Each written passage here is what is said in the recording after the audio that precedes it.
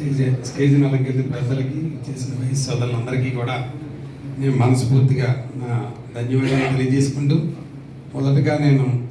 రోసయ్య గారి శిష్యుడిగా మీ అందరికీ నా మనసులో ఆలోచన ఒకటి మీ ముందు ఉంచుతున్నాను. ఇది మంచి కార్యక్రమం అన్నది మీరు ఆలోచించవలసిందిగా ప్రార్థిస్తున్నాను. మన వయసు జాతికి మన కులదేవత వాసవిమాత ఎలాగో మన వయసు కమ్యూనిటీకి మన కమ్యూనిటీకి మహానుభావుడు అన్నది రోసయ్య గారు అన్నది ఇక్కడికి వచ్చిన ప్రతి ఒక్కరికి, అలాగే 2 రాష్ట్రాల తెలుగు వయసు సోదరులందరికీ తెలిసిన విషయం. కాబట్టి మనం ఏ కార్యక్రమం మనం పెట్టినా వాసవిమాతకి ఏ విధంగా మనం ప్రార్థించి చేస్తామో అలాగే మన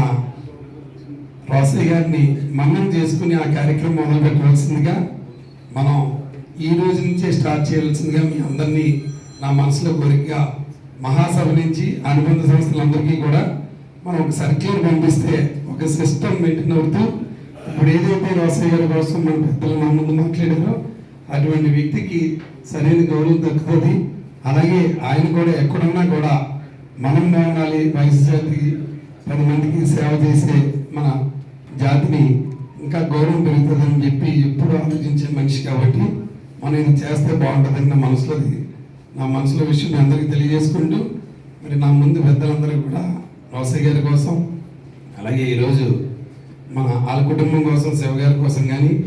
ఈ కార్యక్రమాన్ని ఆర్గనైజ్ చేసిన అనిల్ గారి కోసం అలాగే ఈరోజు సన్మాన గ్రహీత అయిన వేమూరి శ్రీనివాస్ గారి కోసం అందరూ మాట్లాడారు. మరి నేను కూడా రోసయ్య గారి కోసం ఆయనతో 2002వ సంవత్సరం నుంచి ఆయనతో ఉన్నాను కాబట్టి కొన్ని విషయాలు అందరికీ తెలుసు. ఆయనతో ఉన్న అనుబంధం రీత్యా అలాగే ఆ కుటుంబ సభ్యులు చెప్పిన కానీ నేను ఆయనతో ఉన్న కొన్ని ముఖ్యమైన విషయాలు మీ అందరికీ చెప్పే ఉద్దేశంతో నేను మీ ముందు కొన్ని విషయాలు తెలియపరుస్తాను. మరి రోసయ్య గారు 1933లో జన్మించి విద్యార్థి దశ నుంచి కూడా ఆయన నాయకుడిగా నాయక లక్షణాలతో ఆయన చెయ్యని పదవి లేదన్న విషయం అందరికీ మీకు తెలుసండి. అలాగే మొదటగా APSC chairman, MLC, MLA, MP అలాగే మంత్రివర్యులు అన్ని గవర్నమెంట్లో చీఫ్ మినిస్టర్గా, గవర్నర్గా, అదేవిధంగా ఒక్క చట్టసభల్లో ఒక రాజ్యసభ తప్ప అన్ని పదవులు అలంకరించాలనే విషయం మీ అందరికీ తెలుసు. అదేవిధంగా ఆయన ఎంత మహానుభావుడో ఇటు వయసు జాతులనే కాదు, అటు పార్టీలోనే కాదు, అటు ఏఐసిసిలో కూడా ఆయనకున్న మర్యాద కానీ ఆయనకున్న గౌరవం కానీ కొంతమంది పెద్దలు అంటే మాకు పాండిచేరిలో ఎక్స్ సీఎం పిఎంఓ మినిస్టర్గా చేసిన మన్మోహన్ సింగ్ చేసిన నారాయణ స్వామి గారు చెప్తుంటే కొన్ని విషయాలు ఎన్నో ఆశ్చర్యకరమైన విషయాలు మన రోసయ్య గారు అనిపించే విషయాలండి. ఎందుకంటే 2009 సెప్టెంబర్ 2 రాజశేఖర రెడ్డి గారు చనిపోతే 2009 సెప్టెంబర్ 3వ తారీఖుని మనం ఏఐసిసి మీటింగ్ పెట్టి సిడబ్ల్యూసిటీ మీటింగ్లో సింగిల్ ఎజెండాలతో రోసయ్య గారి పేరు పెట్టి అనౌన్స్ చేసి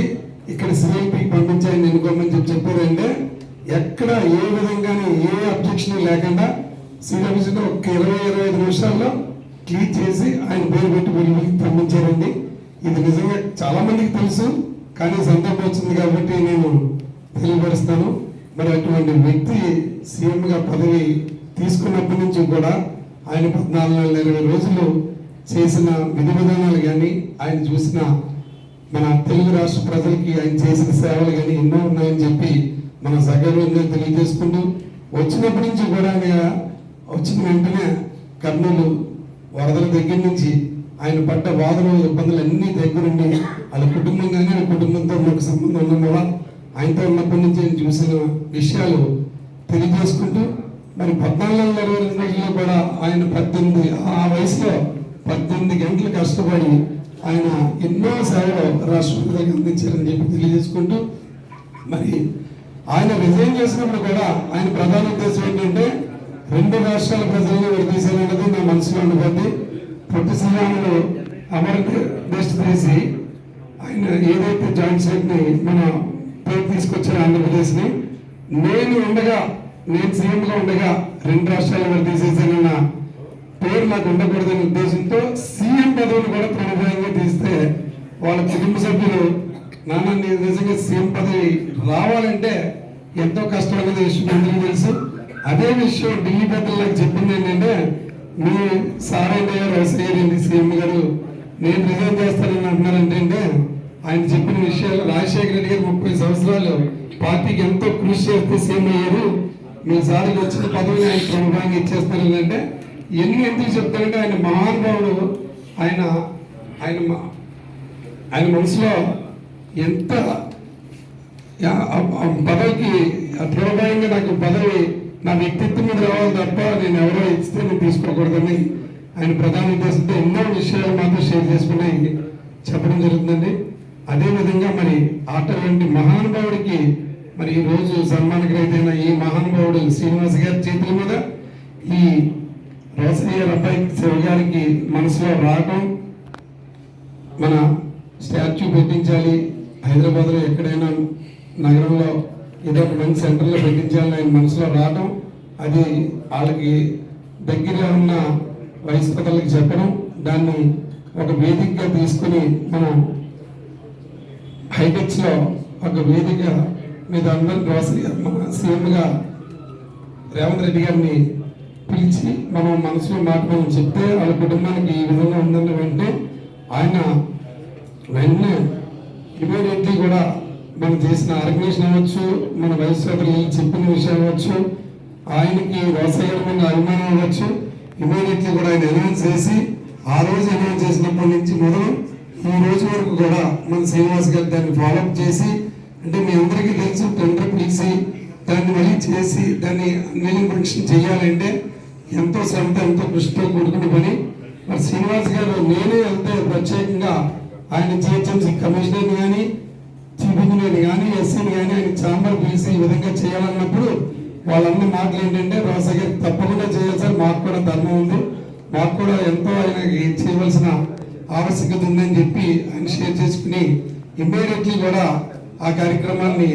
మనం ముందుకు తీసుకెళ్ళి మొన్న జూన్ 4వ తారీఖుని రేవంత్ రెడ్డి గారి చేతుల మీద ఏఐసిసి ప్రెసిడెంట్ మన మల్లికార్జున గారి చేతుల మీదుగా అన్వీలింగ్ ఫంక్షన్ ఇక్కడికి వచ్చిన పెద్దలందరూ కూడా అక్కడ రావడం జరిగింది. ఎంతో అద్భుతంగా జరిగింది. అన్ని మీడియాలు కానీ అన్ని మన సర్వీస్ ఆర్గనైజేషన్ కానీ ఎంతో ప్రతి ఒక్క మారుమూల వయసుకి తెలిసేలాగా కన్వే చేయగలిగారు. కాబట్టి మనం అందరూ కూడా ఇక్కడ వచ్చిన వాళ్ళు మన అసోసియేషన్ అందరూ కూడా మన రేవంత్ రెడ్డి గారి సీఎం గారికి ఒక్కసారి అశ్వత్థనాలతో మనకి ఇంత గౌరవం ఇచ్చిన రోసయ్య గారికి ఒక్కసారి అశ్వత్థనాలతో రేవంత్ రెడ్డి గారికి శుభాకాంక్షలు తెలియజేయాలి. మరి శ్రీనివాస్ గారి కోసం చెప్పాలి అంటే ఎంత చెప్పినా తక్కువండి. ఆయనకి గత 20 సంవత్సరాల మీద నాకు ఎంత అనుభవం ఉంది. రిజిస్ట్రేషన్ డిపార్ట్మెంట్ లో ఆయనకున్న పేరు మీ అందరికీ తెలుసు. ఎవరికి ఇక్కడ అందరూ మనం వ్యాపారంలో ఉన్నాం, ఎవరికి ఏ అవసరం వచ్చినా కూడా ఆయన అడిగితే ఒక్క నిమిషంలో ఆయనకి ఆ సబ్ రిజిస్టర్ కానీ డిఆర్ఓ కానీ చేసి ఎన్నో సేవలు ఎన్నో సర్వీసులు ఆయన అందించారన్న విషయం మీ అందరికీ తెలిసినది. అదే విధంగా మరి మీ అందరికీ ఒక ముఖ్య విషయం చెప్పాలి. మరి ఓఎస్టీగా ఆయన తీసుకున్నప్పుడు సీఎం గారు ప్రత్యేకంగా 2 నెలలకి ఆయన వచ్చిన 2 నెలలకి పోస్టింగ్ వస్తే నేను ఇప్పటికే నేనే ప్రత్యక్షండి సీఎం గారికి ఎవరైతే ఆయనకి దగ్గర ఉన్న అంచుల వరకు ఉంటుందో వాళ్ళతో మాకు కవర్ చేశారండి. అందరికీ చెప్పండి వాళ్ళకి. ఇప్పటికే నేను లేట్ చేశాను, ఓఎస్టీగా తీసుకుని లేట్ అయినందుకు నేను ఆయనకి సారీ చెప్తూ ఆర్డర్స్ ఇస్తానని చెప్పి నేనే ప్రత్యక్షంగా ఆయన అన్న మాటలు నేను వినడం జరిగింది. ఎందుకంటే ఆయన బయోడేటా తీసుకుని నేను చూశాను. ఆయన వ్యక్తిత్వం కోసం కానీ ఆయన చేసిన పనులు కానీ లాస్ట్ గవర్నమెంట్ లో రిజిస్ట్రేషన్ కోసం ఆయన చేసిన సేవలు కానీ తెలంగాణ గవర్నమెంట్ కి అన్ని నేను ఆయన బయోడేటా చూసి ఇటువంటి వ్యక్తులు ఉంటే కంపల్సరీ రాష్ట్రంలో నాకు ప్రభుత్వానికి కూడా నాకు ప్రత్యేకంగా పేరు తీసుకొస్తారనే అంతే నమ్మకం మీద నేను ఆయన ఓఎస్డీగా తీసుకుంటానని చెప్పి ఇదే మాటలో ఆయన చెప్పడం జరిగిందండి. మరి అటువంటి వ్యక్తికి ఇవాళ మనం సగౌరవంగా మన సన్మానం చేసుకుంటే చాలా చిన్నదేంటి సన్మానం అన్నది. ఎందుకంటే రోసయ్య లాంటి మహానుభావుల కోసం అందరూ నా ముందు మాట్లాడారు. అటువంటి వ్యక్తికి ఇటువంటి మహానుభావుడి చేతుల మీద ఈ కాంచి విగ్రహాన్ని ఒక మంచి సెంటర్లో మన లగిడి గుమ్మల్ జంక్షన్ లో ఆయనే ఇన్స్పెక్షన్ చేయించి శ్రీధర్ గారితో అక్కడ చేస్తే బాగుంటుందని చెప్పి అన్ని ఆలోచించి అక్కడ మన వయసు ఆర్గనైజేషన్ అంతా అక్కడే ఉంది,